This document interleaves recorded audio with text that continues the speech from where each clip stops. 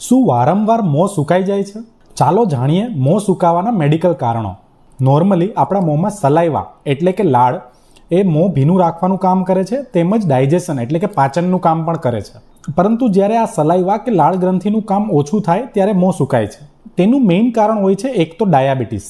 Sugar જ્યારે શરીરમાં વધે ત્યારે બોડીમાં ડિહાઇડ્રેશન થાય છે અને માઉથ ડ્રાય થાય છે. બીજું કારણ હોય છે ડિહાઇડ્રેશન.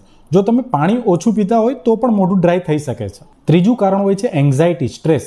વધારે પડતા સ્ટ્રેસના કારણે પણ બોડી ફાઇટ મોડમાં જાય છે અને માઉથ ડ્રાય થાય છે. ચોથું કારણ હોય છે અમુક દવાઓ, બીપીની દવા, એલર્જીની દવા કે એસિડિટીની દવાના કારણે માઉથ ડ્રાય થાય છે. જો લાંબા સમય સુધી મોં સુકાતું હોય તો મોઢામાંથી ગંદી સ્મેલ આવવી, દાંતમાં તકલીફ થવી, ઇન્ફેક્શન થવાના રિસ્ક વધે છે. તેથી જો તમારું પણ મોં સુકાતું હોય તો તમારે ડાયાબિટીસ ચેક કરવું જોઈએ, પાણી વધારે પડતું પીવું જોઈએ અને તમારે કોઈ ડાયુરેટિક કે એવી કોઈ દવા નથી ચાલતી તે તમારા ડૉક્ટર પાસે ચેક કરાવવું જોઈએ. તેમજ સ્મોકિંગ અવોઇડ કરવું જોઈએ અને કેફીન ઓછું લેવું જોઈએ.